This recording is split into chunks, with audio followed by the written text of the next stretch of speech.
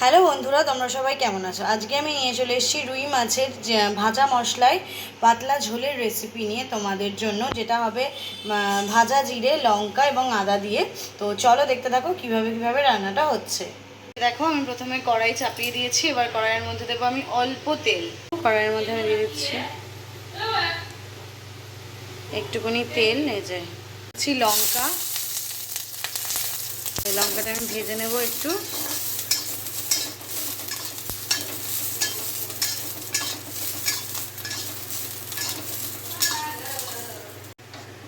দেখো লঙ্কাটা ভাজা ভাজা হয়ে এসছে। এর মধ্যে আমি দিয়ে দিচ্ছি জিরে।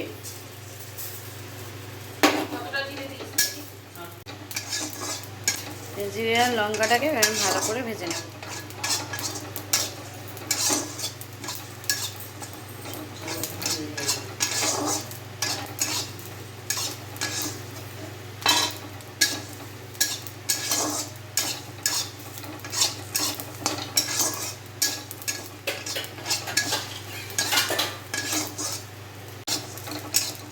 এই যে এবার দেখো ভাজা হয়ে এসছে। এবার আমি এটাকে ঢেলে নেব। ঢেলে তারপর মিক্সি জারের মধ্যে আদা অ্যাড করে মশলাটা পেস্ট করে নেব। দেখো এবার আমি আবার কড়াইতে তেল দিয়ে দিয়েছি। এবার আমি মাছগুলোকে ভেজে নেব। এই দেখো কড়াইয়ের তেল গরম হয়ে গেছে, কড়াই দিয়ে ধোয়া উঠছে। এবার আমি এক এক করে মাছগুলো ছেড়ে দেবো।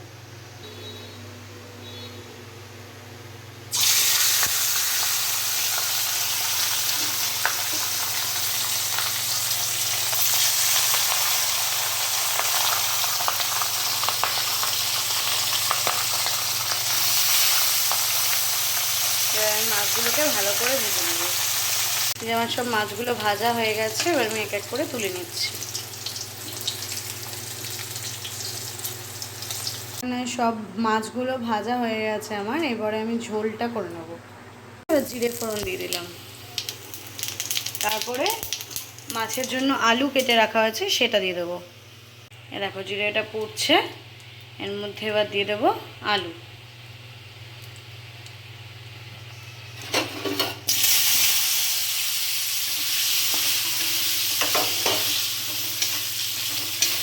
এর মধ্যে এবার দিয়ে দিচ্ছি নুন।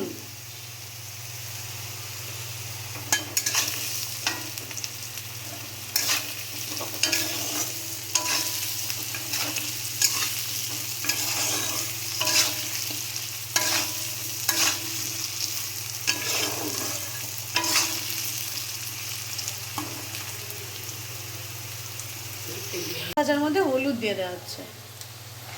এই যে দেখো আলুগুলো সব ভাজা ভাজা হয়ে গেছে।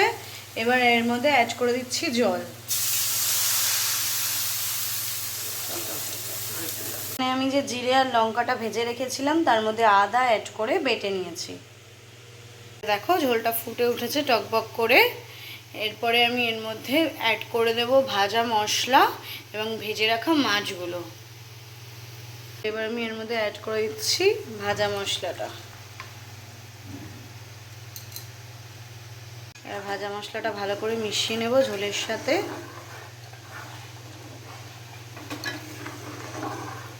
ভালো করে মিশে গেলে একটু সামান্য 1 ফুট দিয়ে তার মধ্যে আমি মাছগুলো ছেড়ে দেবো।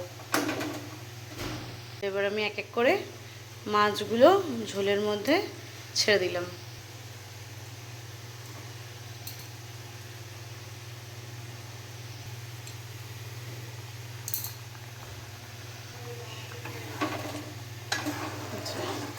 এবার কিছুক্ষণ ফুটিয়ে নেব ভালো করে।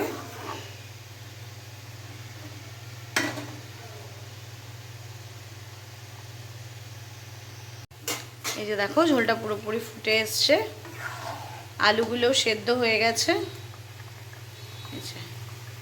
আলুগুলোও সেদ্ধ হয়ে গেছে। এবারে আমি নামিয়ে নেব। দেখো বন্ধুরা, রেডি হয়ে গেছে আমার ভাজা মশলায় মাছের ঝোলের রেসিপিটা একটু অন্যরকম। নর্মালি আমরা কি করি, আদা জিরে বেটে ঝোল করি, এটা আদা জিরে ভেজে ঝোল। তো তোমাদের রেসিপিটা কেমন লাগলো জানিও, অবশ্যই বাড়িতে ট্রাই করে কেমন লাগলো জানিও। তো এরকম আরও রেসিপি পাওয়ার জন্য আমার চ্যানেলটাকে সাবস্ক্রাইব করে দিও। ভিডিওটা ভালো লাগলে লাইক কমেন্ট করে দিও, এবং কেউ যদি খেয়ে থাকো এরকম রেসিপি সেটাও কমেন্টে জানিও। তো এরকম সুন্দর সুন্দর রেসিপি পাওয়ার জন্য সাবস্ক্রাইব করে দিও। তো চলো দেখা হচ্ছে নেক্সট কোনো ব্লগে। টাটা।